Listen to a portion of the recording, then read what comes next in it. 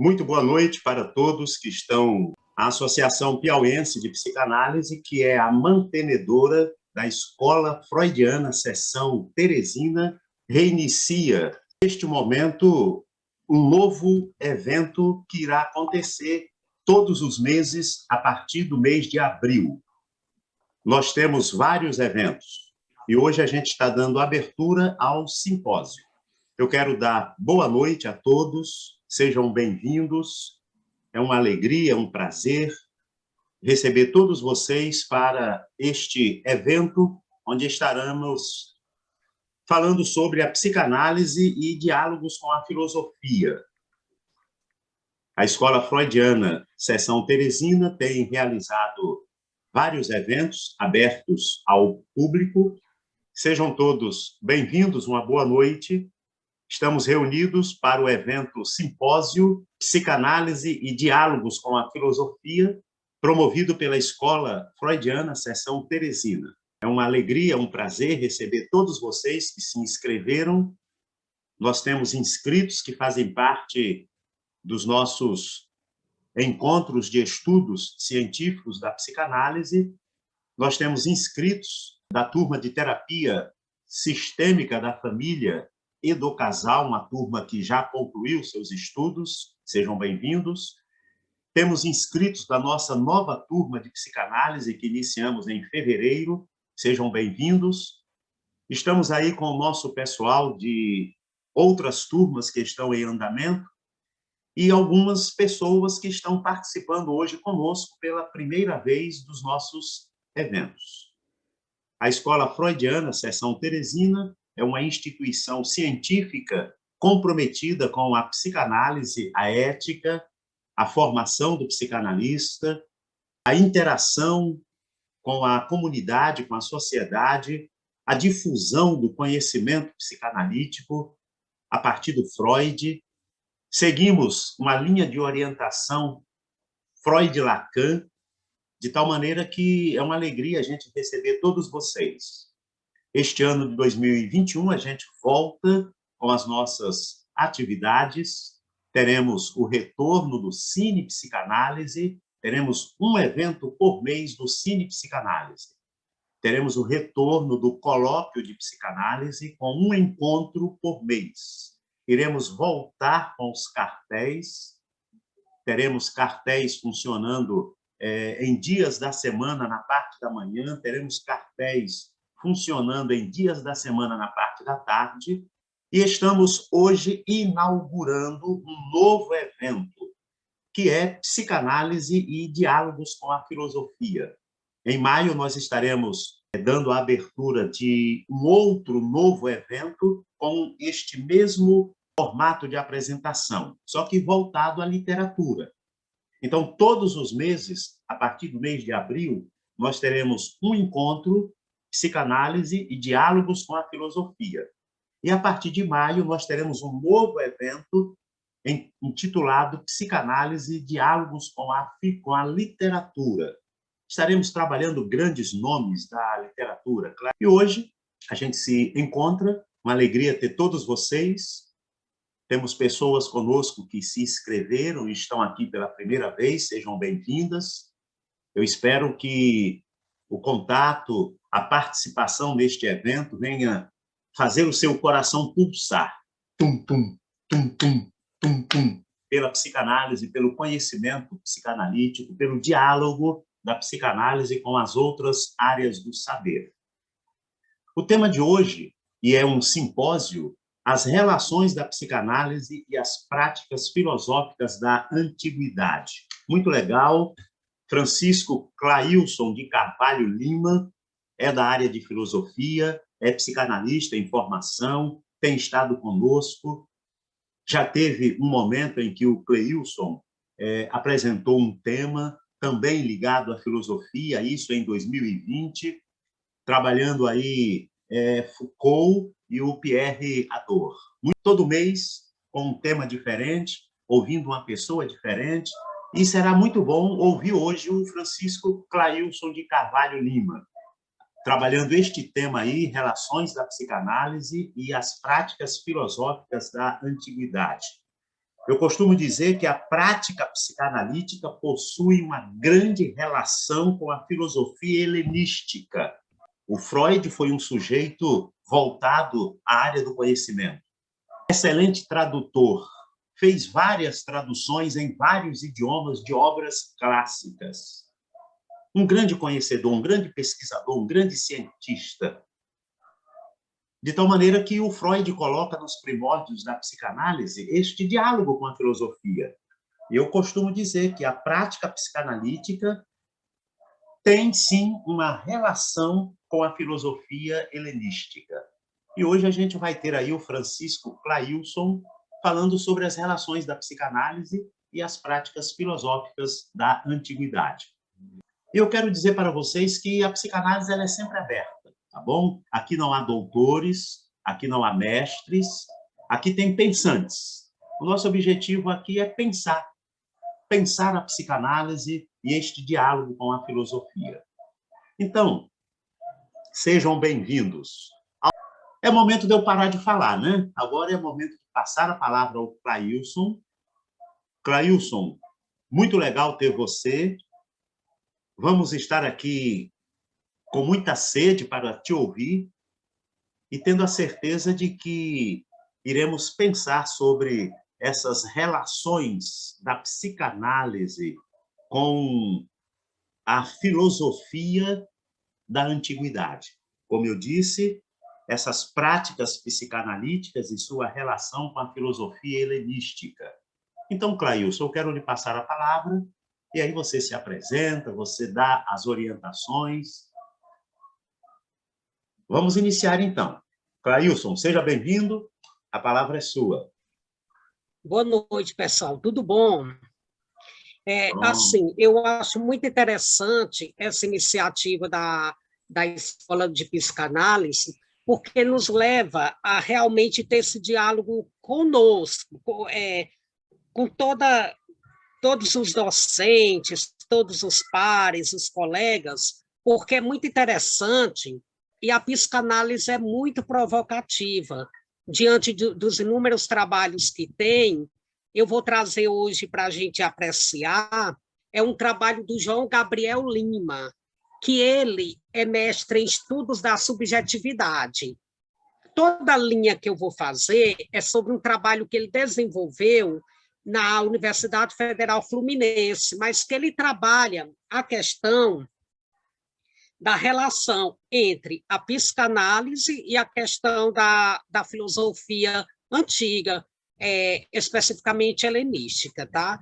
Eu peço, por gentileza, que se sintam bem, pode questionar o que eu não souber, em outro momento eu falo, porque a gente não sabe realmente de tudo, porque a gente tem uma limitação, e é muito interessante o diálogo que a gente vai apresentar hoje sobre essa relação. Olha, vai e vem, passando pelos trabalhos acadêmicos, a gente depara com a questão de é necessário, é verdade que a psicanálise tem uma relação com as práticas da filosofia antiga, mas não é anacrônico falar uma coisa dessa, porque já que a psicanálise surge na modernidade, mas ela tem herança de prática, é isso que a gente trabalha hoje, tá? E esse estudo, ele tem especificidade na filosofia estoica e na filosofia epicurista, tá?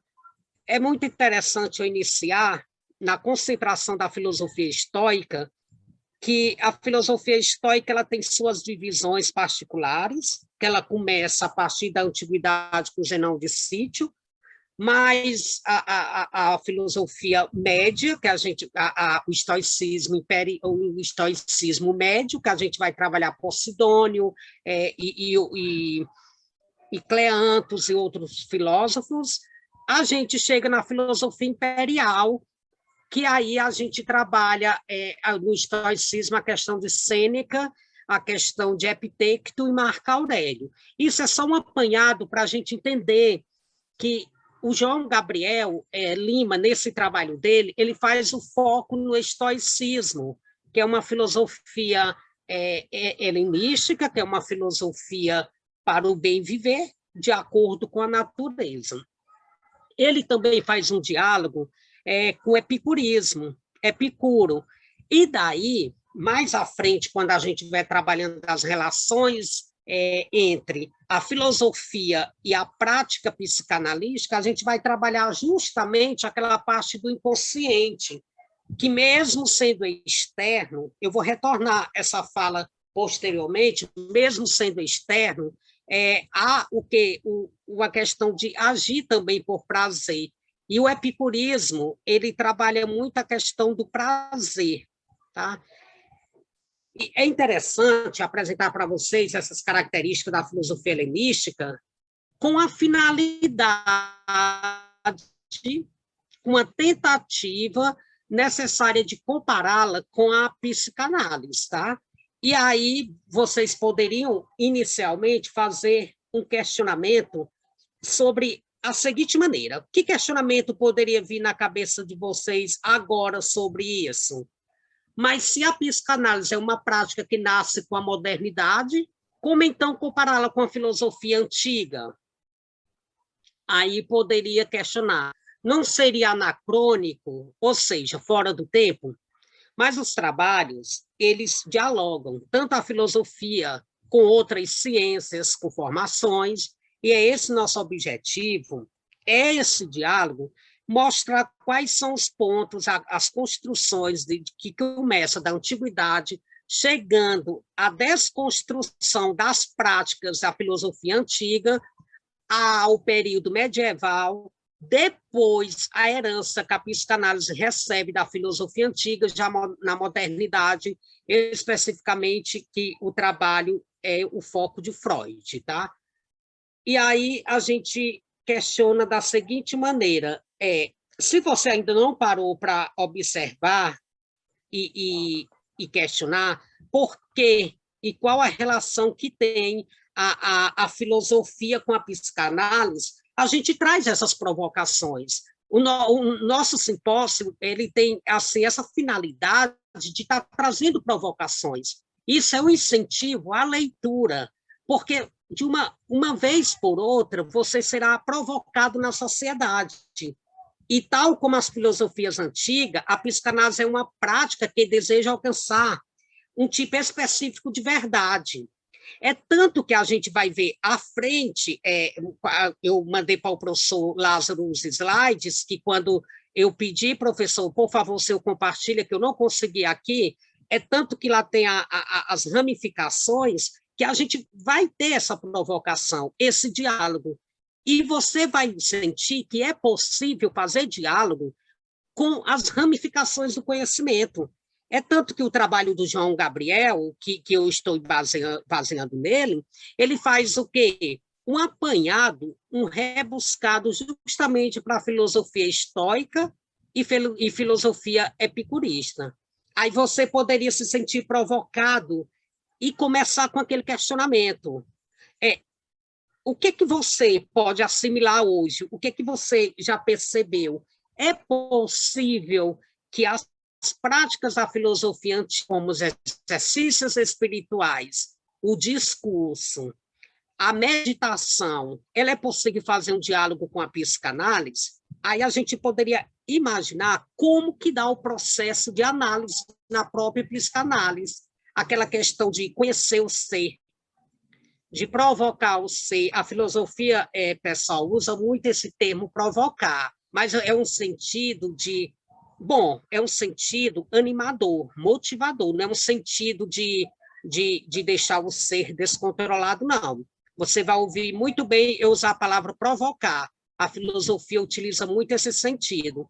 E quando a gente encontra e está na psicanálise, a gente tem o quê? Aquela herança justamente helenística. É isso que ele traça, o João Gabriel, que é o que eu estou me baseando também no trabalho, e depois vou falar de Pierre Hadot, que eles trazem essas questões de que você se concentra, você reflete. Antes de você responder, você tem uma reflexão. Você é questionado, você é provocado. E isso há um diálogo com a filosofia da antiguidade. A gente poderia até pegar o exemplo clássico do próprio Sócrates, quando ele fazia as provocações que fazia refletir. E esses âmbitos que até também a igreja pega para a questão de confissões, de análises, são práticas que vieram da própria filosofia antiga, que em cada tempo tomaram a sua dimensão, com nomes próprios. Isso é interessante, esse percurso historiográfico, porque se a psicanálise é uma prática que deseja alcançar um tipo específico de verdade, a gente vai ver já na questão moderna como que a filosofia tratou a questão da verdade, parresiano. A gente vai ver na questão de Michel Foucault, quando eu tiver traçado esses aspectos, tá? E os métodos de acesso e a quantidade são diferentes, claro, o que a gente vai observar é que nós temos várias práticas que podemos expor claramente sobre a antiguidade. Porém, a gente tem uma questão muito interessante, de que cada tempo tem sua especificidade. Isso, a psicanálise, com os seus doutrinadores, eu falo doutrinadores, ou comentadores, ou pais, o pai da psicanálise, assim, toda aquela teoria, criaram métodos próprios, mas que não deixa de ser uma herança, porque nós não construímos, e a gente pode observar na filosofia e na historiografia, nós não construímos de um acaso, nós somos herança de um passado que ele é modificado. Muda a técnica, muda o método, mas aí há uma origem, que uma origem é aquela que teve como referência, tá? O que acontece? As condições de método e verdade própria na qualidade de verdade são diferentes entre a filosofia helenística e serão aqui explicados, como já estou tratando. Também nós vamos passar para a questão do o declínio da filosofia prática na história da filosofia. Qual foi o declínio? Isso tem lá nos primeiros slides, quando o professor colocar, nós vamos trabalhar. Claius, como que ficou a desconstrução, qual foi o declínio, o desuso da prática helenística, foi a partir do momento em que passa o período moderno, entra São Tomás de Aquino e entra Santo Agostinho, que aí sobrevive as questões matrizes da filosofia, que é com Aristóteles e Platão. Nós vamos perceber que há um enlace de conhecimento tão magnífico. Eu até fico grato do professor, o professor Lázaro ter transformado esses questionamentos, porque essa provocação, esse diálogo da psicanálise com a filosofia vai ser uma terapia. A necessidade importante para quem está cursando, que podem perceber o quanto é magnífico fazer a correlação, correlatos de tempo e espaço sobre esses episódios. E, assim, o objetivo é situar como que as práticas, como que o diálogo, é possível o diálogo da filosofia antiga com a psicanálise. E assim poderia ser o diálogo da filosofia antiga com os rituais religiosos, os rituais outros, porque tudo vem do cerne e do berço da própria filosofia. E aí nós temos o quê? Assim, qual o estopim da nossa fala? É a psicanálise, o epicurismo e o estoicismo. Porque quando nós vamos trabalhar a questão do estoicismo, que é a parte que eu trabalho, nós vamos perceber que é o filósofo que eu trabalho, o Sêneca, nós vamos perceber o quê? O mundo de terapia. E nós vamos perceber o quê? A questão do diálogo, de ouvir e de provocar. Porque Sêneca tem a obra da tranquilidade da alma, que é muito interessante também quem faz psicanálise para entender o comportamento. Ele entendia a questão na tranquilidade da alma, a questão do severo. Nas cartas a Lucílio, ele também tem discípulo. Eu não sei se dá essa hierarquia e se pode falar, mas toda vez que dirigimos e orientamos alguém, alguém é o quê? Mestre, o outro é discípulo. Alguém é o quê? Professor, o outro aluno. Há uma hierarquia, mas não por soberba, entre aquele que ensina e aquele que está aprendendo, ou vice-versa. O que ensina é aprendente e assim numa forma horizontal, uma forma horizontal, não vertical. E aí nossas provocações é o seguinte: você já parou para pensar o quanto essas práticas que temos, elas fazem diálogo com o passado? Vocês já ouviram o que se trata as práticas da filosofia antiga, principalmente no helenismo? Isso tudo há o quê? O diálogo. E esse presente debate é justamente tentar, na visão do João, e aí a gente nunca faz um trabalho só, eu vou te falar, tudo que a gente fala, a gente tem o quê? As referências bibliográficas, nós não construímos praticamente, nós só comentamos, e comentamos de quem já escreveu, isso é super interessante, e aí esse presente debate, ele traz o seguinte: é possível, que é sempre interessante quando a gente escreve, é tanto que a revista agora da psicanálise, a escola freudiana de psicanálise, tem a questão dos artigos. E isso é uma provocação justamente pelo ato da escrita, que também era uma prática da antiguidade. É o ato de você desbravar tudo que você tem na mente, mas que tenha embasamento científico. A grande diferença é que não pode romantizar. Está entendendo? Tudo que a gente fala assim, e se trata de ciência, a gente não pode romantizar. E aí há um debate, que a psicanálise sempre será racional. E é esse o debate, que usa seus métodos construídos pelos próprios doutrinadores teóricos, mas que tem o quê? A finalidade que não se resolva problemas, mas que é uma intermediação de problemas que pode ser uma terapia. E aí a gente trabalha. A psicanálise é uma prática que nasce com a modernidade. Aí, quando eu comecei o trabalho, eu falei de quê? Anacronismo. O que seria o anacronismo? Eu sei que muita gente entende, mas aqui se trata de uma didática. É você contextualizar uma coisa fora do tempo. Mas a filosofia, ela é atemporal. Isso não sou eu que estou dizendo, tá? E isso são comentadores que eu já li, e eu lembro do João Ferreira, que ele trabalha a questão de que os aspectos atemporais. E é isso que espera de quem? Eu acredito que quando nós temos uma formação na psicanálise, a gente é provocador. A gente tem que ter os ramos. E a psicanálise, ela permeia pela antropologia, por outras ciências. Isso é que é um embasamento muito importante.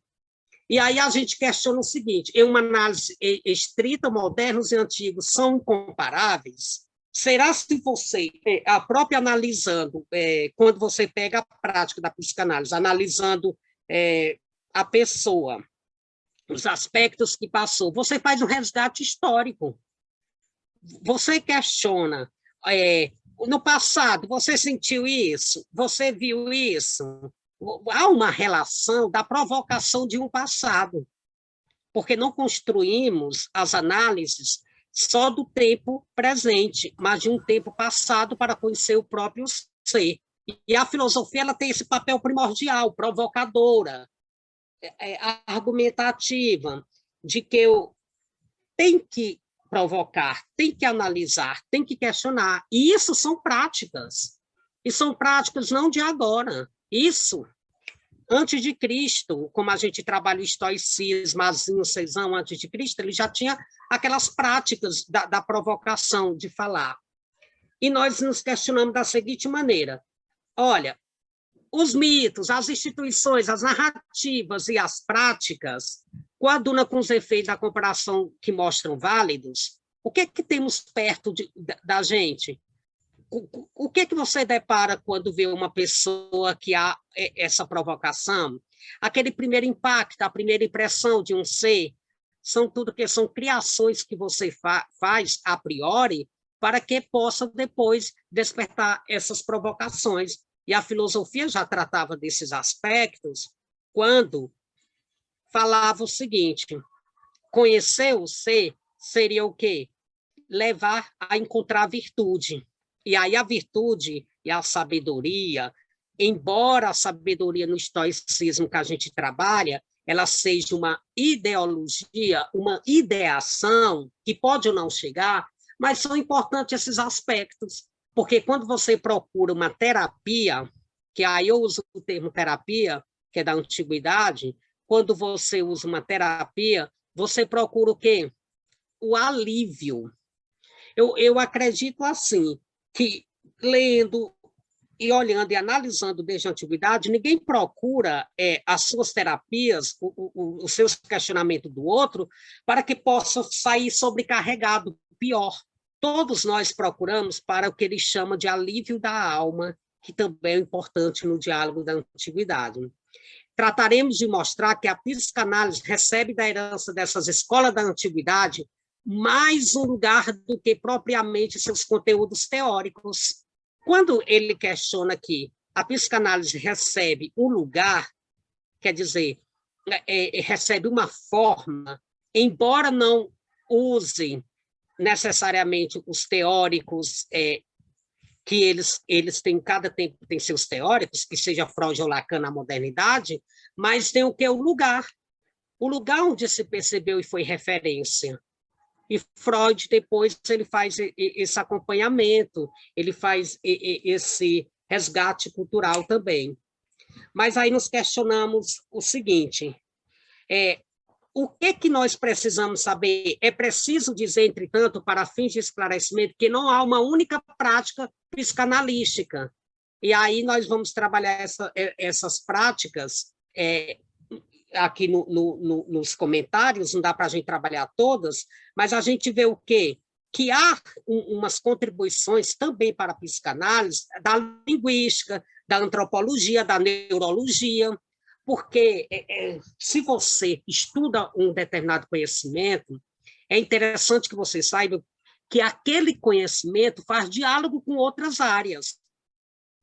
E você só vai ter produtividade se você entender o quê? Meu Deus, mas a psicanálise faz diálogo com a neurologia? Em que sentido? Aí você tenta buscar. Faz diálogo com a linguística? Em que sentido? E aí a antropologia também entra. O direito, todas as ramificações fazem esses diálogos. É por isso que não é extraordinário essas comunicações e mostrar que é possível demonstrar através de teorias e que também houve práticas que há uma mera semelhança ou como que você trabalha, porque quando a gente trabalha em conhecimento é possibilidades, não existe assim conhecimentos prontos e acabados, tá? Aí eu tenho uma provocação inicial eu estou vendo os nomes aqui, e eu gosto assim de uma palestra ou uma coisa bem complementativa, meu povo, provocativa, tá? Eu estou vendo aqui, todo mundo saiu da imagem. Como é seu nome? É Maria do Desterro. Quando a senhora trabalha, esses autores trabalham algum sentido, algum texto, assim, há uma preocupação de fazer diálogo com outros níveis de conhecimentos? Eu estou falando que a psicanálise, aqui no nosso texto, ela faz um diálogo com a linguística, a neurologia e também com a antropologia. Quando você está nesse dia a dia, diante dessas práticas, você percebe que em algum momento tem uma fala de uma outra área? É possível essas áreas se comunicar? Com certeza. Quando eu comecei a fazer a psicanálise, eu observei muito parecido com a fala do Sócrates, né? E eu fui, até perguntei ao professor, ele disse, olha, se Sócrates tivesse cobrado a conversa dele, pelas palestras dele, ele teria sido o primeiro psicanalista, né? Porque Freud, ele incentivava as pessoas a pensar, né? Ele perguntava sobre as coisas mais simples e ele questionava, né, sobre aquilo ali. Então, aí eu perguntei ao professor, isso parece muito com a fala do Sócrates. Ele disse, se ele tivesse cobrado pelas palestras dele, ele teria sido o primeiro psicanalista. Então, remete sim a outras disciplinas, tem um diálogo sim com outras disciplinas. Obrigado. Eu gostei muito da sua fala, porque é isso. Há um interesse muito grande da gente se comunicar sobre isso. E quanto à questão que a senhora coloca de seria Sócrates psicanalista, ele poderia até, talvez, porque se tratava da antiguidade, não existiria e não chamava esse termo, mas ele cumpria a tarefa de um psicanalista. Deu para entender, né? É mais a questão do tempo. E não é estranho, você sempre vai encontrar as primazias, os primeiros, tudo, Aristóteles, Platão e Sócrates, na fala de alguém. E ele reproduz a fala de alguém. E nós temos o quê? Que quando Freud, além do princípio do prazer, em 1920, 1975, por esta razão, no âmbito da análise, ele escreve também um breve artigo sobre a metapsicologia, ou então, e sobre também a questão dos estudos sobre histeria. Quando a gente está trabalhando a psicanálise, que a gente vê a questão das frustrações, impulsos, recalque, essas coisas, já na antiguidade, existia pessoas que tinham, e poderia ser denominado esse comportamento, só que não recebia essa nomenclatura, porque se trata de um tempo bem pretérito. Compreenderam? É uma questão assim, existia, só que com o tempo vai recebendo os nomes, nominal alguma coisa. E já existiam as frustrações, existia todos os tipos de comportamento, que aí os filósofos chamavam o quê? Médico da alma. Olha que interessante. Ele já trabalhava na filosofia helenística chamando médico da alma. E o que seria a alma naquele conceito? É isso quando na fala anterior a senhora faz assim, que sentiu a presença de Platão, de Sócrates na fala, esse povo já vivenciaram. A questão era o tempo e o espaço, de que não havia, na época, essas nomenclaturas. E aí, quando eles denominavam, Eurenice, eles denominavam a questão de médico da alma, hoje nós temos um conceito muito espiritual, mas não era assim na questão do próprio estoicismo, tá? Que é uma profundidade. E aí nós passamos para uma parte interessante. Quais são as práticas filosóficas na antiguidade? Aí, para a gente fazer uma forma didática, porque filosofia são assuntos profundos, e vocês sabem disso, nós podemos questionar o seguinte. Aí eu questiono o seguinte, para que nós podemos entrar de uma maneira leve para compreender o conteúdo. Você faz práticas da meditação? Se você faz a prática das meditações nos dias atuais, para que nós possamos passar para o conteúdo aqui outro. Meditação no sentido espiritual, que são as reflexões sobre o próprio cotidiano, sobre a própria vida. Sim, não ritualísticas, mas espirituais. Certo. O que a gente eu até compreendo o que ela falou, o que nós vamos trabalhar é que as práticas filosóficas na antiguidade, esse estilo que ela fala de meditação espiritual, na filosofia da antiguidade, ela não tinha um sentido, eu não sei se ela atribuiu, um sentido necessariamente religioso, tá? Só depois, no período medieval, que há esse sentido. Tudo bem, eu gostei muito da sua fala, sua participação, mas meditação também é entendida no sentido do período medieval, quando há o quê? A desconstrução das práticas da filosofia helenística. Nós, mais adiante, vamos falar. Mas no sentido aqui da prática da filosófica na antiguidade, meditação seria o quê? O próprio diálogo. Que já percebe...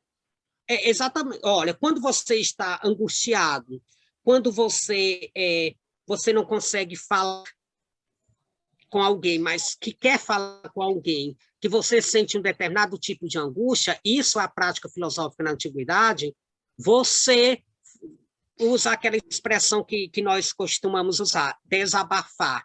E aí a prática de meditação é o próprio diálogo, mas o diálogo sem conflito, tá? É o diálogo sem conflito, é o diálogo que lava a alma, tá?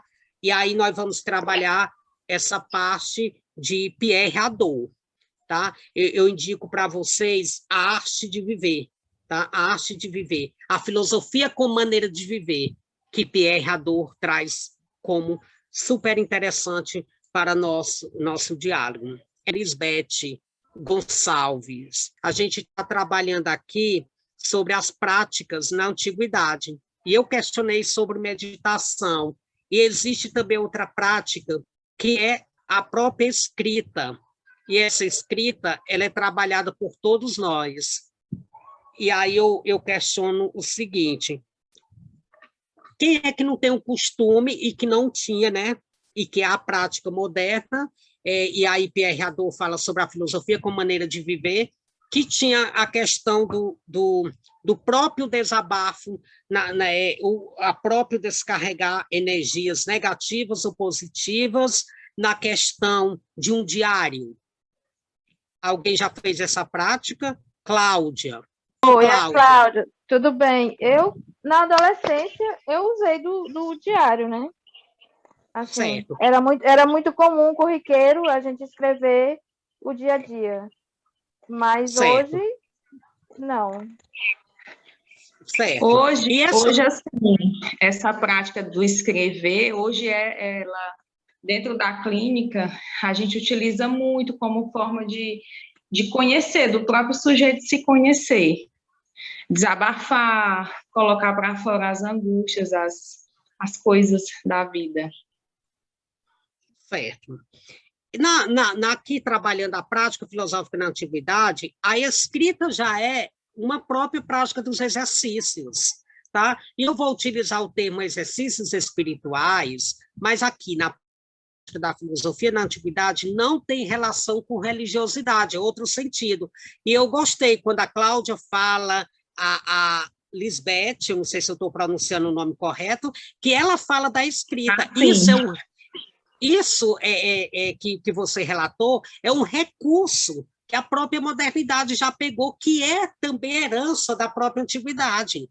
E essa escrita de si, é tanto que nós, na própria prática docente, qual o maior desafio que nós fazemos na sala de aula? É o seguinte: escreva sobre você, decifra você, fale sobre você, há o que o impacto. E quando ela fala que nós utilizamos, seja na psicologia, seja em qualquer ramo, nós sentimos o quê? Que a escrita é a transcrição de sentimentos, que com o tempo nós vamos perceber quando a gente pega as cartas e a própria prática da escrita. E eu tenho uma indicação super interessante, que é das práticas da antiguidade, é um autor que, gente, não tem como não trabalhar ele, que é o Pierre Hadot. Pierre Hadot trabalha muito, é um dos intérpretes da filosofia da antiguidade, que eu trabalho, assim, que eu acho super interessante. Eu indico para vocês o livro, A Filosofia como Maneira de Viver. É bem terapêutico, interessante, Santiago, é bem terapêutico e interessante, só que nós temos que ter cuidado, não podemos romantizar a leitura. Você vê um texto de Pierre Hadot, você vai achar muito interessante, mas você não pode romantizar. Assim que eu acredito, com a psicanálise, você não deve romantizar, mas usar uma maneira racional, como encarar as questões de regressões. E aí, romantizar é uma questão complicada. A indicação do livro interessante, A Filosofia como Maneira de Viver, de Pierre Hadot, tá? É muito interessante. Aí eu vou pedir para o professor Lázaro, ele puder compartilhar os slides que eu enviei, para que a gente possa também entender essa parte. Santiago, você tem algum questionamento sobre o diálogo da psicanálise até agora com nossa fala sobre a questão da prática da filosofia antiga? Boa noite, professor. Eu até coloquei lá no chat, quando você estava falando sobre o questionamento, quando eu falei assim, que quando se refaz essa reflexão, filosofia e psicanálise, não só na psicanálise, mas em qualquer ciência, usa-se o questionamento, porque a ferramenta maior da filosofia é o questionamento. Por isso que há o diálogo, porque há o questionamento, há aquela questão do refletir, né? Filosofar é refletir, é perguntar onde eu vou, o que eu vou fazer, como eu estou, o que eu quero, o que eu vou analisar. Então, assim, esse diálogo, tudo tem a ver com a questão do refletir em si, o questionamento, até porque a maior ferramenta da filosofia é o questionamento. Certo, obrigado. E esses questionamentos, eles são interessantes porque você não consegue, e aí tem as análises que fazemos, você não vai conhecer o outro sem questionar. E aí é uma coisa que você e o direito também, a ramificação do direito, pegou heranças também da filosofia, porque nem o magistrado, o advogado vai entender o outro sem fazer interrogatórios. E é essa a magnífica... E aí ela deixa assim, na minha opinião, me corrija se eu estiver errado, ela deixa ser um pouco romântica, porque quando há um questionamento, há aquela questão de você estar fluindo em alguma coisa, você está adentrando alguma coisa, e nem sempre o questionamento usa romanticamente a resposta. Exatamente. E assim, nós temos, e não só o Santiago, todos nós, ninguém está superior à questão da leitura, temos que ter, assim, somente um cuidado para não romantizar, porque quando nós pegamos a obra A Filosofia como Maneira de Viver, de Pierre Hadot, você vai achar magnífica, mas lembrem que a filosofia antiga, traduzida dos franceses, e assim helenística, ela não são livros de autoajuda, como também a psicanálise não é uma sequência de autoajuda. Não é, você, olha, tem um meio, o início, e aí você pode ser ou não ser. Não é uma questão pronta e acabada as próprias formações. Eu acho muito interessante esses argumentos. E aí eu vejo assim, o que dá sentido ao ser humano? E aí nós entraremos agora para o cuidado de si, que é uma das práticas da antiguidade. E aí eu debati muito no encontro passado, mas é porque no texto dele, aqui no nosso texto, nós temos essa questão também. E aí Pierre Hadot, mas antes Pierre Hadot, na Filosofia como Maneira de Viver, ele diz o seguinte: segundo os estoicos, as partes da filosofia física, ética e lógica eram, na verdade, não as partes da filosofia em si, mas as partes do discurso filosófico. Eles queriam dizer com isso que, quando se trata de se ensinar a filosofia, é necessário propor uma teoria da lógica, uma teoria da física, uma teoria da ética. E aí nós temos o quê? Essa herança cultural, todas, que o homem, necessariamente, com o passar do tempo das práticas antigas, eles trouxeram para a modernidade e também para o período medieval, como também tem quem chama isso. A lógica, quem que não trabalha com a questão da própria racionalidade hoje? Quem que não trabalha na própria profissão da psicanálise a questão da própria racionalidade? A questão é hora, hoje, vai ser meio-dia, vai ser à tarde. Isso tudo nós temos como herança também. E a física, a questão do próprio relacionamento do homem com a natureza. Quem é que não tem essa intimidade com a própria natureza? Quem é o homem que não está submisso à própria natureza? Vai chover, relâmpagos, eu tenho que viver de acordo com a própria natureza. O que seria viver para os estoicos de acordo com a própria natureza? Aquilo, Ana Kaline, Tânia Viegas e Adelmo e demais, a Kátia também, aquilo que nós não podemos suportar, existe uma metáfora muito forte sobre isso. É como se um cão tivesse atado a uma carroça.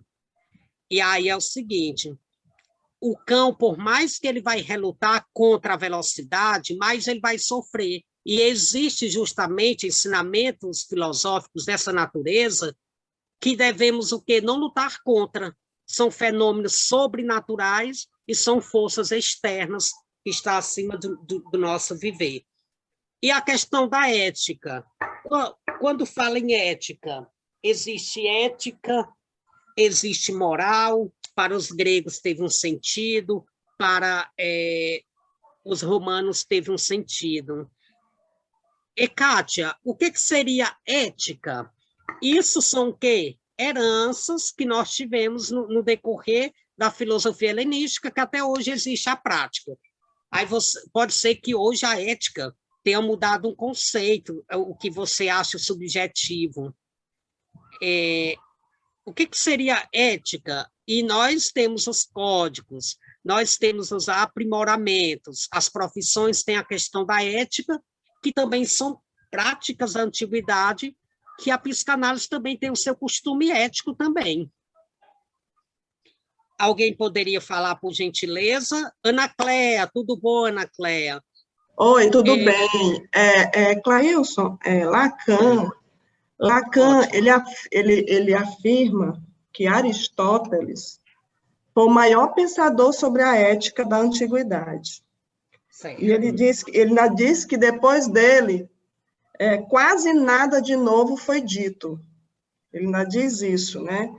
E ele articulava a ética, Aristóteles articulava a ética ao bem. E aí aparece na modernidade, né, que a psicanálise, como você disse, vem da modernidade, aparece Freud questionando essa ética do bem a partir de uma ética em função do desejo, né?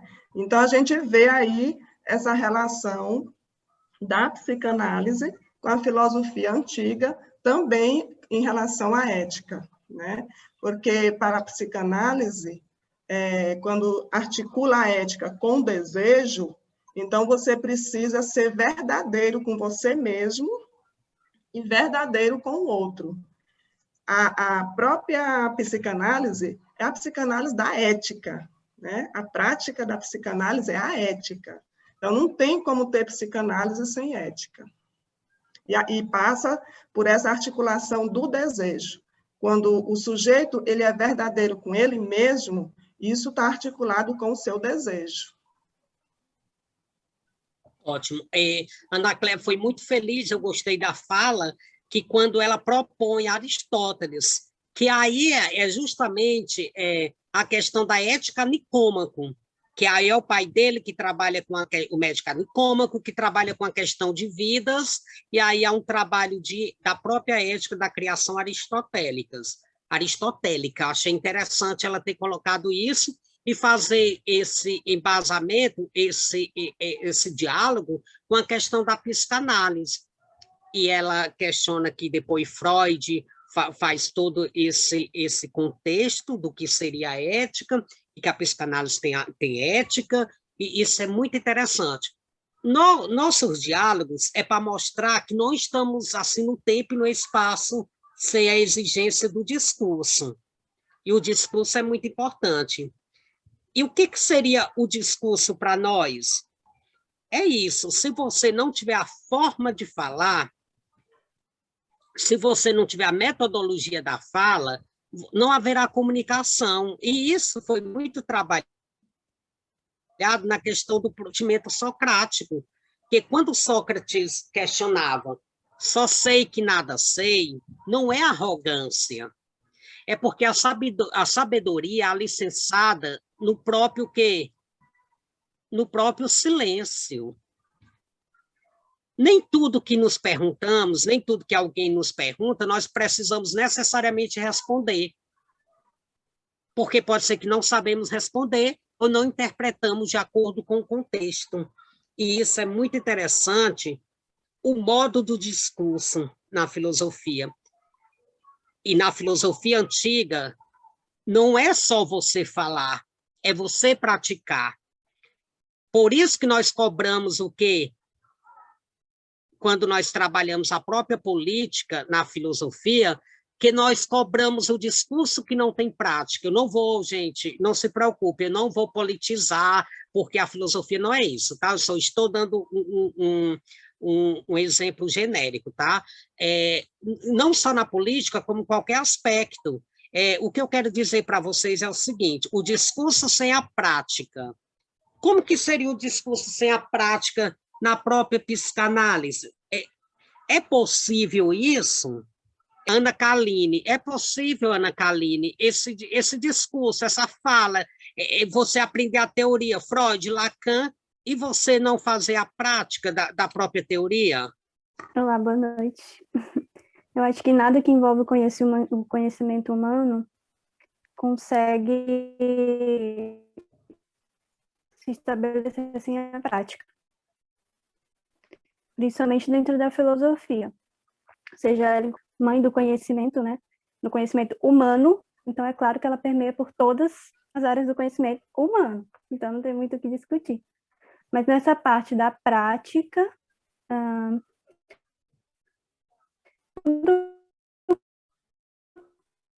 os filósofos costumavam dizer que se você faz, digamos assim, para a posteridade, é o seu exemplo, é a sua prática. E quando não tem essa consonância, meio que se perde no tempo. E diante disso, Pierre Hadot, ele sai pintando o que seria, ele sai desenhando o que seria o quadro da filosofia antiga. E ele fala o seguinte, abre aspas, a filosofia na época helenística e romana, helenística grega, aos gregos, aí romano, civilizações importantes da antiguidade, se apresenta como modo de vida, como uma arte de viver, como uma maneira de ser. E isso deveria ser a prática da própria modernidade. O que nos frustra na questão, e aí se tiver algum pensamento contrário pode manifestar, é que você sempre espera de alguém um exemplo de alguém. E aí ele fala o seguinte, você fazer o discurso e não viver o discurso seria o quê? Não viver uma própria prática, o que você estaria sendo o quê? Contraditório. E assim a gente vai prosseguindo, dizendo que se a filosofia da antiguidade era uma arte de viver, é uma maneira de viver, o mesmo jeito que procura a psicanálise, na formação da psicanálise, mais adiante a gente vai perceber, que é viver para aquilo, que é saber lidar com o outro, é saber interrogar, é saber o diálogo e conhecer o próprio ser. E adaptar as teorias justamente espalhadas na modernidade com a psicanálise. Claro, você não é só... Tânia. Oi, desculpa. Só trazendo um pouco essa questão que você está colocando da prática, da teoria. Na própria formação psicanalítica, existe o tripé, né? Que é a análise pessoal, né? O conhecimento teórico e a supervisão. Por quê? Porque elas se relacionam, elas precisam estar juntas para que possam existir. Tanto apurou muito bem, gostei também do diálogo, e é isso, o diálogo e essas heranças da filosofia antiga, elas estão presentes, embora subjetivas, no nosso modo de perceber. E aí, depois da nossa conversa de hoje, você vai falar, agora entendo por que existe tripé, formação, tudo, é a relação entre prática e teoria, que na antiguidade já trabalhava. Quando fala, Pierre Hadot trabalha que a filosofia é a arte de viver, Assim também as profissões devem... Ele não está falando, eu estou parafraseando, tá? Não, ele não falou isso agora, eu estou parafraseando. Deveria ser o quê? Cada um com sua profissão, vivendo mesmo, tanto teoria como prática, tá? E isso é uma lição da filosofia antiga, um convite para que cada homem possa se transformar. Aí você se questiona, se a filosofia da antiguidade fala que este encontro é para transformação, por que eu estou fazendo o curso de formação se eu não vou adaptar teorias e não vou me transformar? Que sentido faz? Nos questionamos desde a antiguidade que se não houver conversão, transformação e maneira de viver, em busca de conhecimento, que aqui na filosofia antiga eles usam a palavra sabedoria, mas eu estou trazendo um outro conceito para a modernidade, que é conhecimento, você não pode parar no tempo sem fazer diálogos com outras ciências. Isso é o que Pierre Hadot sai pintando, transformando o que seria esse conjunto e o que a filosofia na antiguidade poderia trazer como herança para os dias atuais. Wilson, aproveitando, é muito legal, porque eu estou aqui assim, muito satisfeito pela participação do pessoal, né? A gente já teve aí Ana Kaline, Aurenice, Tânia, Ana Cleia, Adistego, né? E esse é o objetivo. Eu achei muito legal quando você trouxe aquela fala sobre a questão da meditação, embora dentro de uma colocação na filosofia, mas quando a gente traz para esse diálogo aqui, eu achei interessante, o Antônio Santiago colocou lá no chat, que meditar é entrando como uma prática do questionamento. O que nós estamos fazendo aqui não é uma meditação zen budista, mas nós estamos meditando aqui nesse conhecimento, né? Uma meditação em cima do que o Clailson está trazendo, que, por sinal, um texto aí do João Gabriel Lima, que depois a gente pode, inclusive, disponibilizar, eu tenho esse texto, a gente pode depois disponibilizar para o pessoal, mas é isso, né? É um ato de meditar, e aí é uma prática, de fato, do conhecimento. A Aurenice, por exemplo, ela colocou sobre esse ato de meditar como prática de conhecimento e como também um questionamento, ela colocou lá no chat que a questão da meditação entrando como a inserção do sujeito na busca por sentido de si, do outro e do mundo que o cerca. Nesse aspecto, a escrita como a análise sendo processo de produção e reprodução de sentido. E aí um relacionamento entre a antiguidade com a modernidade. Então, muito legal, né? E Ana Cleia traz aí, dentro da sua fala, a questão da ética, né? A ética na psicanálise e a ética na filosofia. E a Ana Kaline fala sobre a praxis, né? A praxis tanto da psicanálise como também aí da filosofia. Clailson, vamos lá. Eu vou colocar o material. Retornando ao nosso diálogo, temos que entender que há um consenso na própria filosofia, toda uma fala. Primeiro, Pierre Hadot faz todas as análises, e a gente tem, deste modo, a filosofia moderna, segundo os autores, acompanhou essa tendência, tá?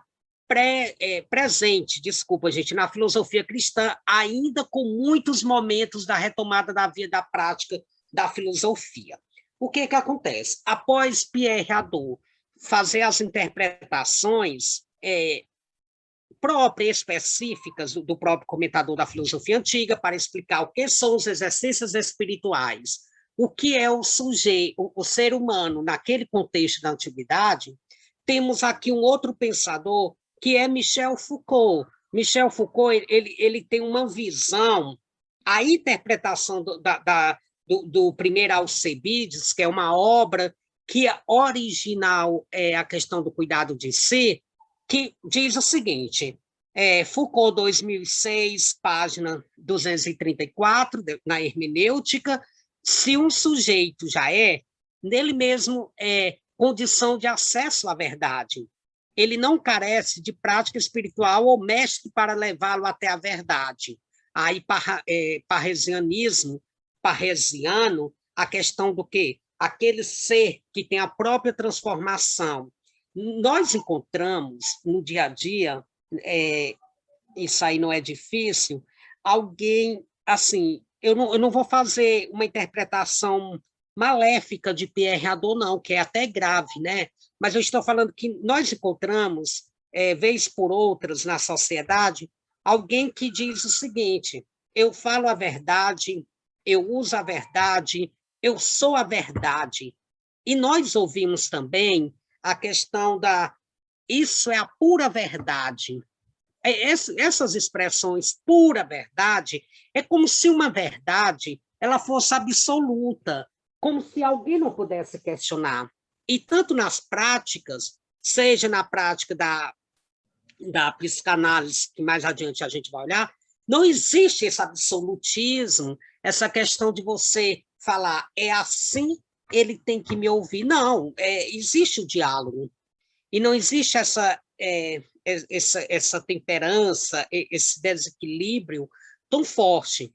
E aí, ele traz o seguinte: Descartes, né, René Descartes, oferece o golpe final às práticas de si, uma vez que em sua filosofia o sujeito se torna, por si mesmo, capaz de acessar a verdade.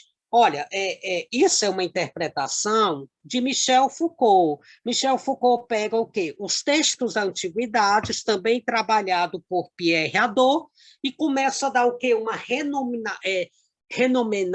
tornar-se nomes diferentes, tornar-se nomenclaturas diferentes, e Michel Foucault trabalha esses aspectos. É tanto que ele tem um livro chamado, eu não sei se vocês já ouviram, Hermenêutica do Sujeito, que é uma coleção de cursos que ele começa na França, tal, e tem uns horários, que ele vai dizendo o quê? Denominando o que é o sujeito, e que o cuidado de si, o sujeito se torna por si mesmo capaz de acessar a verdade, como se uma verdade não pudesse ter intermédio, alguém poderia trazer, e assim tomando Descartes René Descartes como marco, evidentemente sob o efeito de complexas transformações, é chegado o momento em que o sujeito como tal tornou-se capaz da verdade. Isso é uma interpretação já moderna sobre a questão do ser, que antes era trabalhado na antiguidade, é uma interpretação específica de Michel Foucault sobre aquele contexto da antiguidade sobre o homem. É claro que o modelo de prática científica teve um papel considerável. Basta abrir os olhos, basta raciocinar com sanidade, de maneira correta e mantendo constantemente a linha da evidência, e seremos capazes de verdade. Portanto, não é o sujeito que precisa transformar-se. Olha aí a interpretação, sendo que lá para Pierre Hadot, a filosofia e o diálogo deveria ser o quê? Ter esse impacto de transformação. Basta que o sujeito seja o que ele é para ter, pelo conhecimento, o acesso à verdade que lhe é aberto, pela sua própria estrutura de sujeito. Olha, assim, quem trabalha Michel Foucault deve ter uma interpretação mais profunda possível. E eu trabalho Michel Foucault nas linhas, quando ele faz o diálogo com Pierre Hadot. Ou então, assim, o que eu posso necessariamente, embora superficial, trazer desta obra, a hermenêutica do sujeito, é que ele faz o quê? Uma reinterpretação do que foram as práticas da filosofia na antiguidade. Como não há esse diálogo ao outro, mas uma autonomia do próprio ser. E diante desses questionamentos, 2006, página 234, não é necessariamente o que ele falou, mas há um questionamento para a turma. O que seria uma verdade absoluta? Será que uma verdade absoluta contribui para os aspectos que temos hoje na sociedade? Será se realmente ele colabora? Alguém poderia falar sobre esse positivismo, vamos supor, o sujeito como ser positivo, de que existe uma verdade e não poderia ser questionado, embora Michel Foucault não tenha esse pensamento, mas é uma reinterpretação para o debate. Adelmo, por favor, Adelmo. Nós trabalhamos e há uma flexibilidade sobre o que a gente trabalha. Você acredita que o sujeito, necessariamente por si só, pode buscar uma verdade?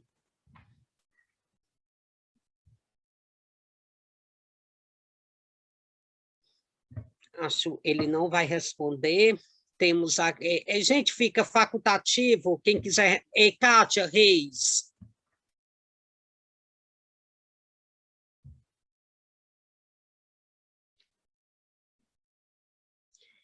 Então, Oi, Clailson, pode falar. Eu estou aqui. É porque a minha energia está caindo, daí tem hora que eu fico sem conseguir falar ou ouvir você. Pode falar.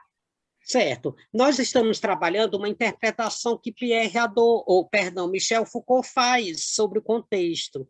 E ele gosta muito desse questionamento. O sujeito por si próprio, o sujeito que precisa... portanto, não é o sujeito que precisa transformar-se. Ponto, né? Basta que o sujeito seja o que ele é para ter, pelo conhecimento, um acesso à verdade que ele é aberto pela sua própria estrutura de sujeito. Quando ele utiliza a verdade da própria estrutura do sujeito, ele acredita que, sem intermédio, há uma necessidade de chegar ao quê? A conhecer. E que uma verdade parresiana, que aí ele utiliza, é muito interessante. E a verdade, Kátia, pode ser questionada? Ou existe verdades absolutas? É aquele negócio, né? Não sei se eu estou na mesma linha de pensamento, mas vamos lá. O sujeito, muitas das vezes, ele realmente não se conhece e ele precisa de um intermediário para acabar se conhecendo. Para isso, vamos dizer que existe a psicanálise, que muitas das vezes a pessoa vai fazer uma análise e ela realmente não sabe o que está fazendo ali, o que ela é, o que... Sabe? Assim uma coisa que a pessoa está procurando, vamos dizer, está se procurando, vamos dizer assim. Então, no meu modo de ver, eu acho, posso estar errada, mas eu acho que o sujeito precisa, sim, de um apoio para se conhecer. Acredito eu. Posso estar enganada, mas no meu modo de ver... O que a Kátia colocou é muito interessante, que isso aqui que ela acaba de relatar é uma questão de que a complementação do conhecimento, e que nós não conhecemos só por conhecer, nós conhecemos pela própria prática e também através do outro. O professor vai passar os slides para a gente dar prosseguimento ao nosso discurso, o que é interessante. E, diante disso, a prática Freud, tá? O que nós chegamos até esse ponto? E por que nós chegamos até esse ponto? Nós começamos a partir dos ensinamentos que a filosofia da antiguidade ela trouxe para o debate, que foi perceber como os exercícios espirituais, que aí eu perguntei sobre a meditação, sobre a escrita, sobre todas essas provocações, o olhar para si, que é um exercício muito interessante, ele tem uma significância de magnitude, eu acho que é exagero chamar magnitude, para a antiguidade, mas que, com o tempo, ele foi se adaptando. Depois, com o passar, nós temos o período medieval, que aí sobrevive com maior coerência, forte, e daí a psicanálise, que depois a Ana Cléa me trouxe o diálogo de Lacan com Aristóteles, deve ter sido a partir dessa herança que há uma desconstrução das práticas na antiguidade, chega na medieval, sobrevive às teorias de Aristóteles e Platão. E aí nós costumamos dizer, por que há essa confusão? até a Aurenice, perdão, ela havia falado que os exercícios, a meditação espiritual. Por que existe isso? Por que ficou este marco mais forte? Porque na antiguidade, nenhum sentido era religioso, sendo que quando a igreja ela pega todos os exercícios espirituais, que a palavra espirituais para Pierre Hadot não é o sentido religioso, tá? A gente tem a filosofia como maneira de viver.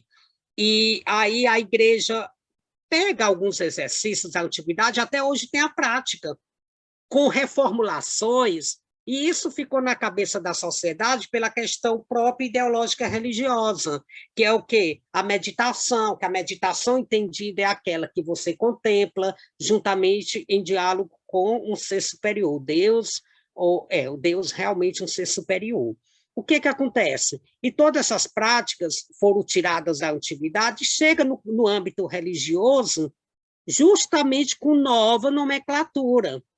É tanto que hoje, se a gente está dando aula de filosofia ou trabalhando, as pessoas associam o quê? As práticas helenísticas, estoicas, epicuristas, as práticas da filosofia da antiguidade com religiosidade.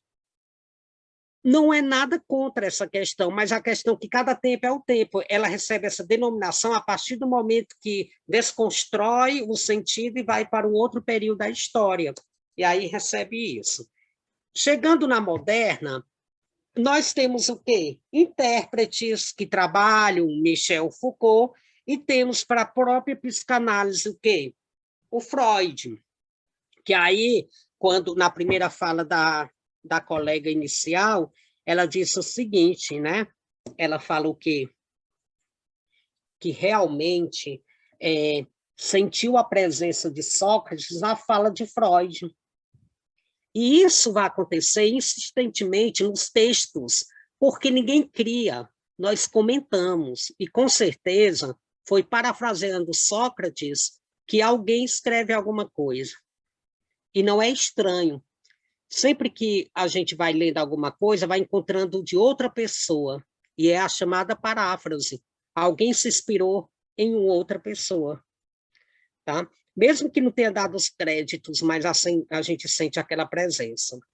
E a prática psicanalística. Eu faço um questionamento aqui para... Gente, eu vou deixar assim, e vocês podem falar à vontade. O que são as práticas psicanalísticas? Pode falar, Tânia, se você se sentir bem, ok?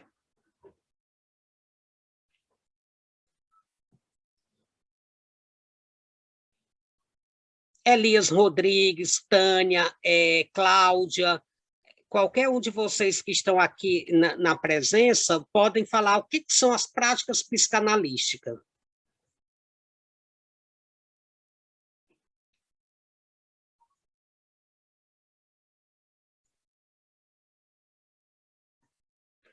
O pessoal está meio tímido, né? E Clailson, boa noite. É a Aurenice. Boa noite.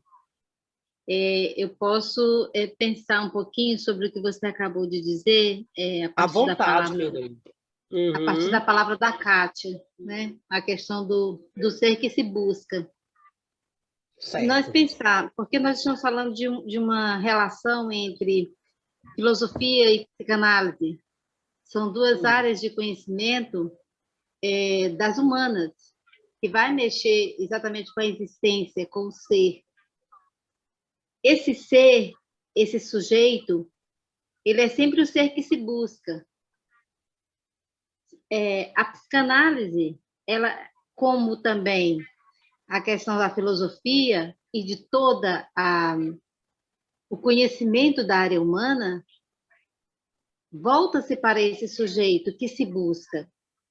Então, se eu colocar isso em âmbitos da literatura, que também vai se alimentar na filosofia como na psicanálise, nós vamos trazer para esse diálogo a figura do Guimarães Rosa, né, que o ser é sempre um ser de busca, é sempre um ser que se busca, e que a vida ou o conhecimento, ele se faz exatamente nesse entremeio, que é a questão da travessia. É a travessia que importa, não é o começo nem é o fim. A vida está na travessia, no viver constante. Então, esse ser que se busca, esse sujeito que se busca, ele é um sujeito de incompletudes. Então, ele não se completa. Ele passa por fases de busca em que ele encontra respostas e surgem novas respostas, novas perguntas.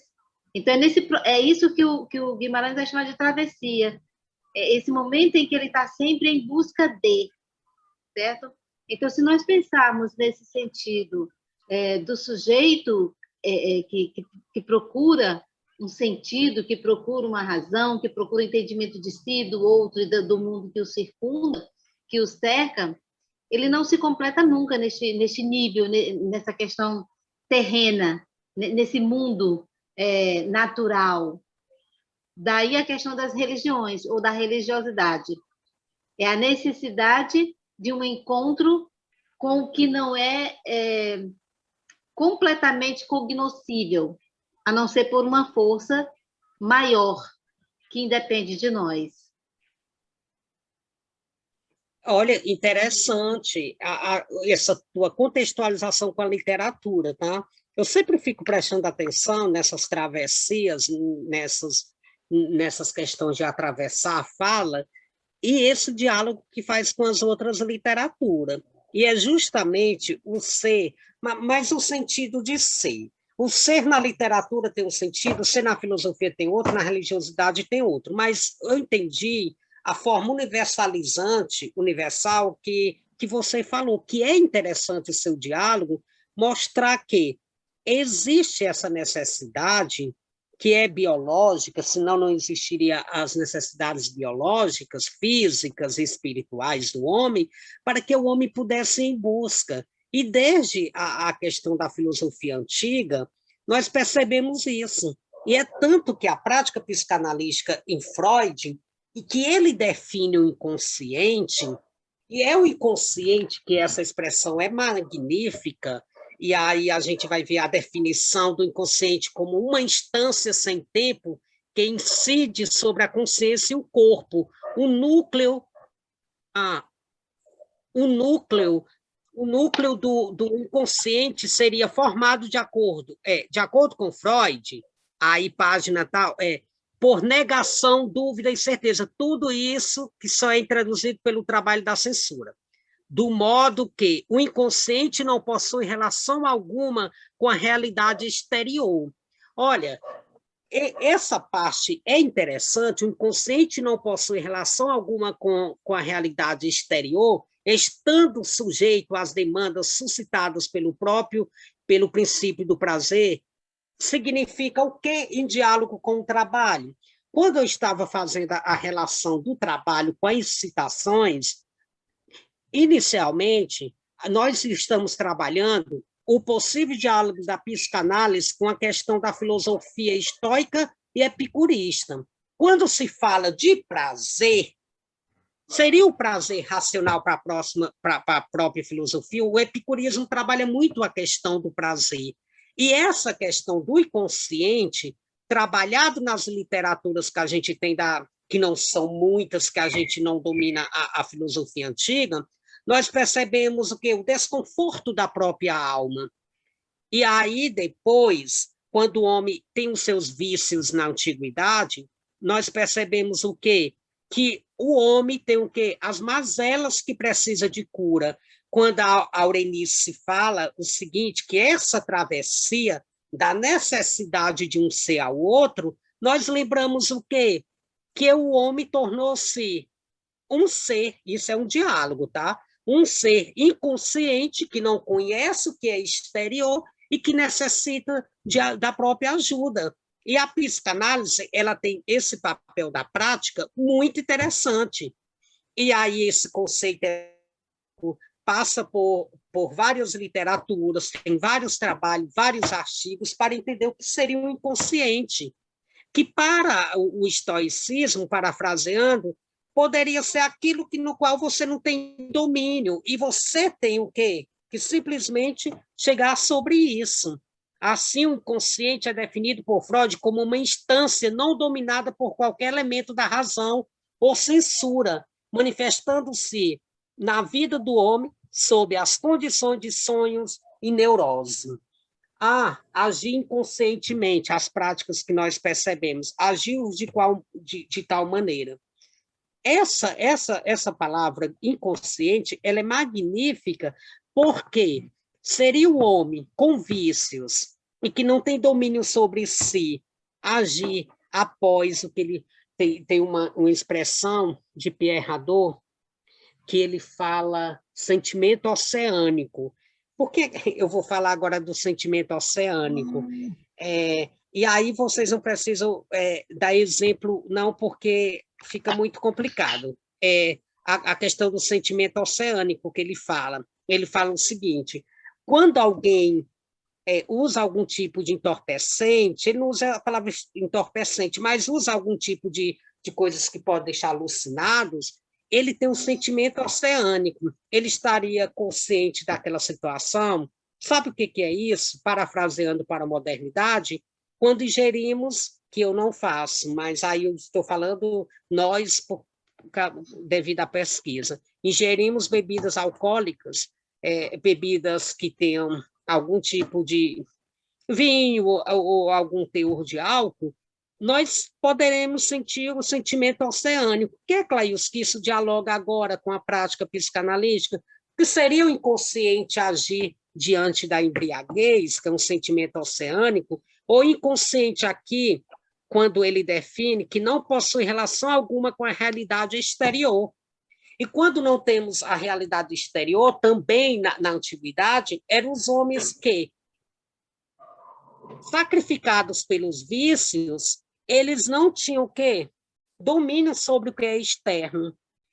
E qual tipo de prejuízo, Kátia Reis, pode causar para o homem quando ele não tem consciência do mundo que o cerca?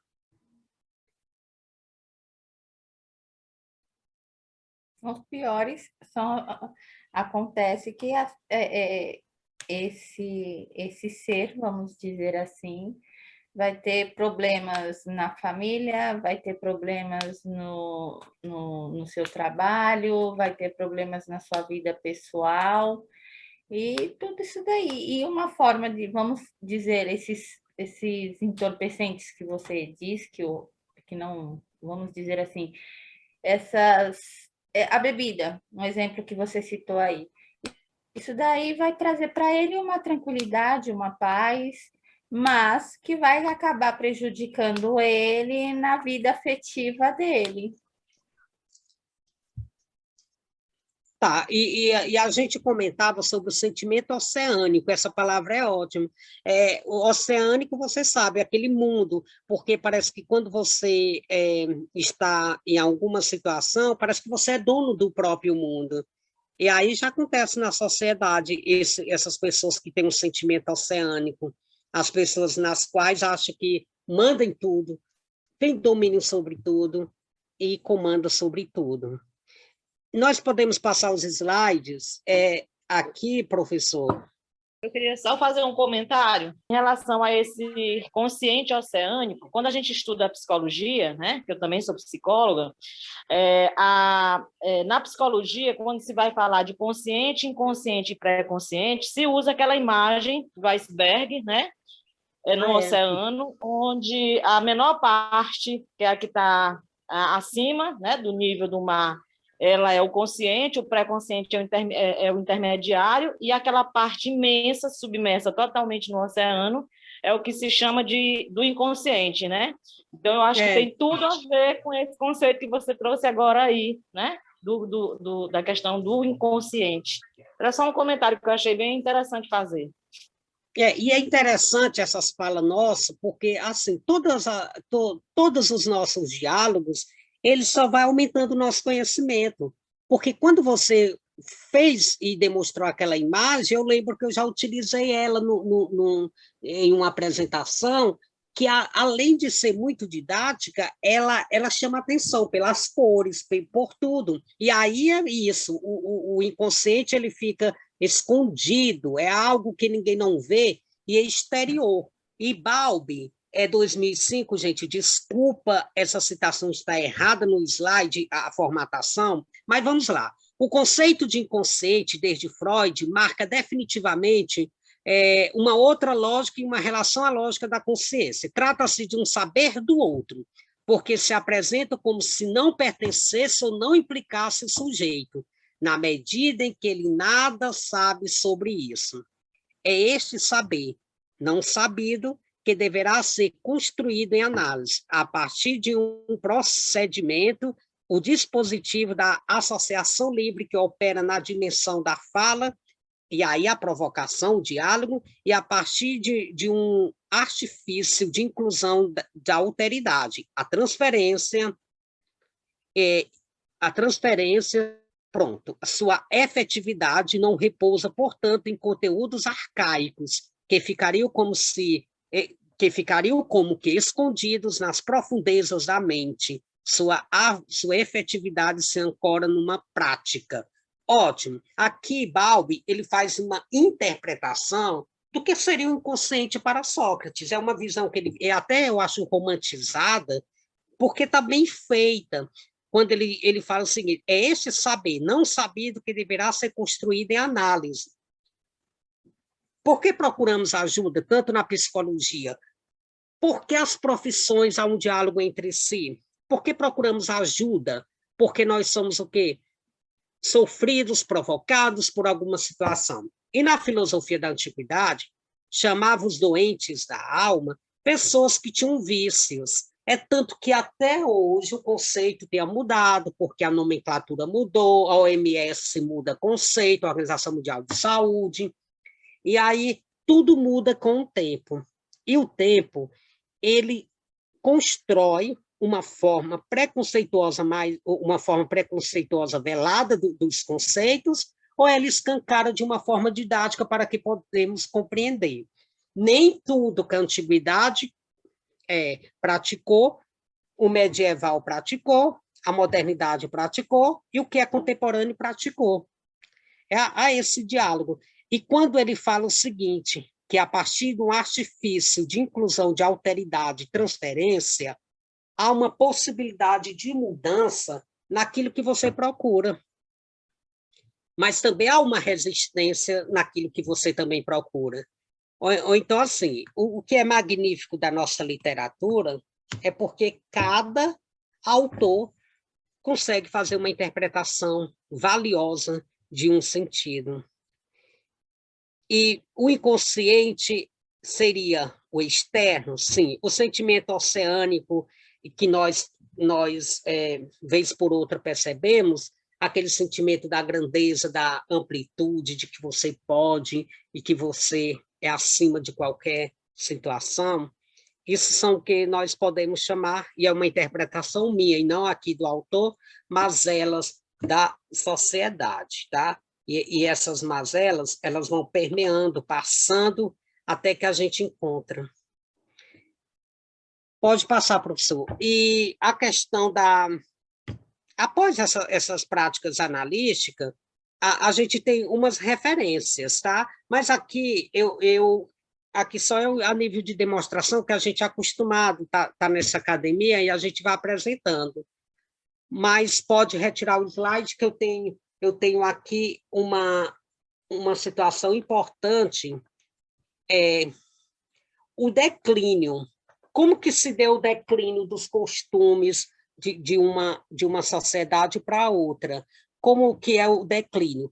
Quando a pessoa utiliza a palavra declínio, foi essa construção que a gente fez. Você começa da antiguidade, passa para a medieval, passa para a moderna e chega na contemporânea. E há um declínio de não ser original o que trabalharam na questão da própria filosofia da antiguidade. E essas heranças, elas são muito importantes nesse contexto, muito interessante nesse contexto, que nós ficamos assim, imaginando. O que seria? Deu para aprender alguma coisa a relação da filosofia antiga com a filosofia moderna, aliás, com a psicanálise, e nós temos o que? Uma conclusão feita pelo próprio Gabriel, é uma questão de que nós estamos em trabalho, É correto admitir que não há uma linha evolutiva direta que partiria das práticas filosóficas antigas até a prática da psicanálise. Aqui, em nosso estudo, porque pode ser que tenha lacunas, porque nenhum estudo é perfeito. Esses estudos acadêmicos, e também a psicanálise não foge a esses estudos,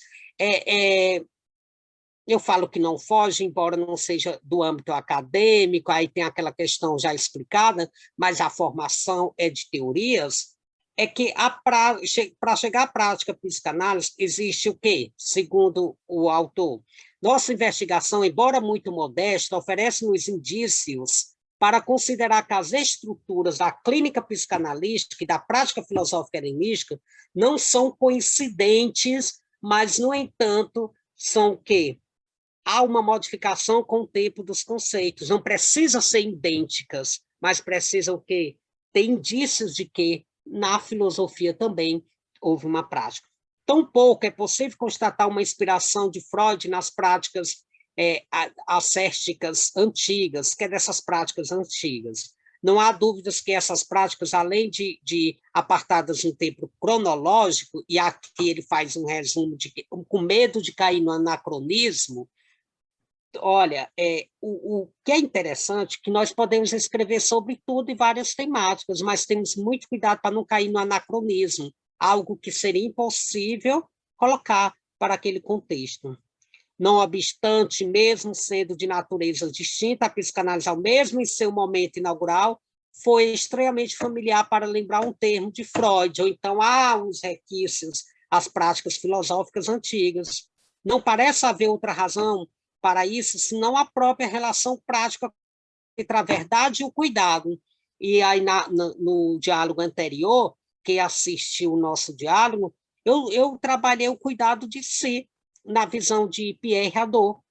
E o cuidado de si é a noção, são índices daquilo que nós fazemos em qualquer prática, seja na psicologia, na psicanálise, na medicina, que o cuidado de si, embora hoje tenha um conceito próprio, mas ele não vai deixar de ser a essência, que é cuidar do outro.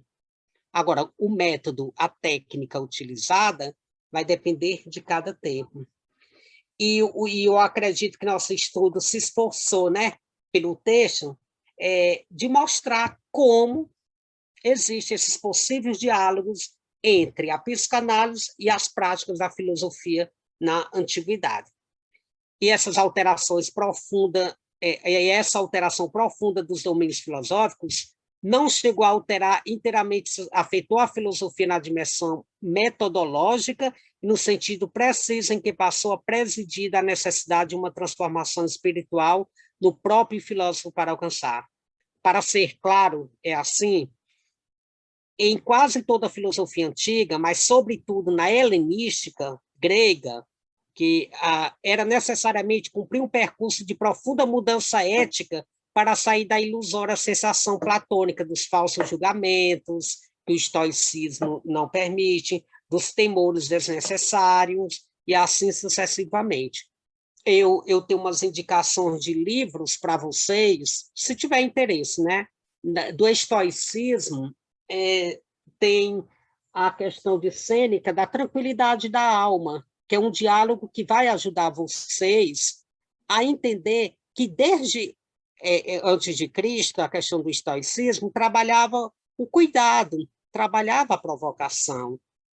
E também, sobre ele, tem as cartas a Lucílio, que também eu trabalho, que também contribui, e assim sucessivamente. Eu gostaria de ouvir alguns questionamentos, gente. Fique à vontade, tá bom? Clailson, Oi. Só fazendo aqui uma observação, né? Quando você falou sobre a provocação com o passado, aí a psicanálise ela é um método de investigação, né? Por isso que é importante, quando na prática clínica, a gente busca, né, saber como foi a relação do sujeito com os seus pais na infância, a relação do sujeito com seus irmãos na infância. Então, assim, a gente vai ali até um passado, né, justamente para ver o histórico, né, para que o próprio sujeito se encontre ali nesse seu passado. Então, é uma provocação que a gente também faz a esse sujeito. Então, a psicanálise, isso é muito importante para a psicanálise, esse passado, né? Não que a psicanálise vai ficar só com o passado, não, ela vai ao passado justamente para que o sujeito se reconheça aqui no presente, né? Porque nós somos um reflexo da nossa infância. Então, aí a gente vê essa relação da psicanálise com a filosofia também, né? Agora, quando você fala assim do alívio da alma, esse diálogo é um diálogo que deve acalmar a alma, é o alívio da alma. Na psicanálise, a gente pode até chegar nesse alívio, mas para chegar nele, a gente passa por uns conflitos, umas angústias, um sofrimento, que não é fácil, mas a gente pode até chegar, né? Porque é justamente quando o sujeito ele começa a lidar de uma forma diferente com o seu sintoma, né? Então, eu creio que aí ele já alivia mais aí a sua alma, mas até chegar aí, não é só alívio, é por isso que é chamado também da clínica da dor, porque passa pelo sofrimento, passa por essa dor. Era só isso que eu queria acrescentar. É interessante. E uma coisa interessante... desculpa. Continua, Tânia, pode continuar. É só pegando o gancho aí da Ana Cléa, que quando, agora há pouco, a gente estava falando sobre a fantasia, sobre a travessia, né, como busca do saber, que essa travessia, né, na filosofia, ela tem esse viés. E na psicanálise, na análise, a travessia, ela é justamente esse lidar com o sintoma, que a Ana Cléa trouxe agora, que essa travessia ela é feita com muita dor, com muito sofrimento, mas também com o conhecimento, com a busca desse conhecimento sobre si mesmo, né? E aí, por ser muito conflituoso, por ser muito doloroso, acaba se tornando a clínica da dor. Mas, no final, quando o sujeito faz essa travessia, né, porque, como Lacan diz, ele consegue sair da análise de mão dadas com o seu sintoma, e não de mal com ele, né? Porque, como Lázaro sempre coloca, o sintoma ele faz parte do sujeito. Então, não dá para tirar o sintoma. O que dá é para ser aliado do sintoma. Né? Era só mesmo para uma pequena colocação aí para que é justamente a elaboração, né, que o Freud fala, recordar, repetir e elaborar. E elaborar. Sim, é justamente você sair de mão dada com o sintoma, né? É interessante a fala da Ana Cléa, eu agradeço assim, imensamente, meu povo, que muito contribui, da Tânia também muito contribui, e é isso, é justamente o que nós estávamos desde o início batendo na questão da cronologia, de que, embora tenha aspectos coincidenciais, de coincidências, existe a forma, o método diferente. E é interessante quando a Tânia e a Ana Cléa trazem esses conceitos, porque é dentro da própria psicanálise. E aí ela foi, olha, na literatura isso, na filosofia isso, e na psicanálise dessa maneira. E é isso, quando traz essa questão da travessia de dor, da clínica de dor, as próprias obras aqui da filosofia da antiguidade, Sêneca, quando orienta o Lucílio, ele mostra os caminhos também das dores, da verdade. Isso se encontra também na literatura. Na Tranquilidade da Alma, quando ele orienta Severo, ele também mostra a questão de quê? Do caminho. E aí é rígido, que não é desse jeito, que deve ser desse jeito, mas que ele é motivacional. E assim acredito que e é verídico, né, que essas análises, tudo, ela faz esse percurso também do passado, da historiografia, para poder conhecer o ser no presente. E isso é lógico e é maravilhoso quando é colocado pela Ana Cléa, porque é isso que faz. Nós devemos fazer um apanhado do ser para poder situar ele no tempo e no espaço, conhecer. porque o homem não é desprovido de suas vestes, de seus sentimentos, de suas obras, e ele também é passado. E aí, gente, esses diálogos só contribuem. E aí, não deixe de ler, por favor, fazer leitura de Pierre Hadot, A Filosofia como Maneira de Viver, só não romantizar, porque o livro é maravilhoso. Agora, se tornar romântica, ele vira mesmo a literatura. E aí foge do que a filosofia tem assim, a finalidade. Finalidade não, que a filosofia... Oi. Aurenice, pegando o gancho do que as meninas falaram, a Ana e a Tânia, eu achei interessante, porque, como você falou, é um diálogo, são diálogos que a gente estabelece aqui nesses encontros, e é importante que a gente dê a nossa contribuição de cada área que a gente tem, e em cada área que a gente constrói os nossos significados, né? E me remeteu, quando a Tânia falou, a gente sai de mão dadas com os nossos sintomas. E aí você mesmo voltou àquela ideia da travessia, do caminhar, né? O caminho por onde se faz, o caminho por onde a gente se descobre. Isso me levou a um conceito muito interessante que existe na arte e na literatura também, que é um conceito do bricoler, ou a brincolagem, em que vários elementos vão se unindo na constituição de um todo, ou de um ser individual. Então, essa busca do ser por si se torna esse bricoler, em que ele vai revisitando seus tempos, seus passados, seu presente, na construção de um eterno presente, de um devir. Então, não é o ser, sempre o sendo, ou sempre o vir a ser, é sempre uma constituição em devir, filosoficamente falando. Obrigado, gente, a contribuição de todos. A Aurenice está super romantizada, inspirada, eu não sei, está maravilhosa na fala, enfim, gente. Obrigado, Tânia, Ana Cleia, Kátia, Elias Rodrigues, Antônio, Eric Pablo, Ana Kaline, que eu vejo aqui, gente, tem 12 pessoas na sala, mas é só os que eu estou conseguindo olhar. E assim eu digo para vocês, o conhecimento continua, nós somos construção do conhecimento, por mais que a gente pesquise, a gente é limitado, né? Porque nós não sabemos de tudo, mas o pouquinho que sabemos, a gente tem que ajudar os outros, tá bom? Um abraço, gente. Boa noite. Maravilhoso. Muito obrigada. Foi maravilhoso o simpósio. Muito obrigada. Valeu, viu, Claio? Valeu, porque foi muito bom, muito bom. Parabéns. Muito bom. Pessoal, deixe-me fazer aqui o fechamento. Clailson, ele continua fazendo essa gestão, fazendo esta coordenação, e a critério dele, né, nós estaremos no próximo mês com outro tema, com outro palestrante, e assim por diante, vamos fazendo essa alternância aí.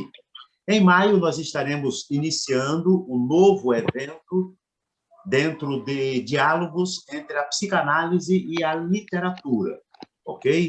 De tal maneira que eu quero agradecer a todos vocês.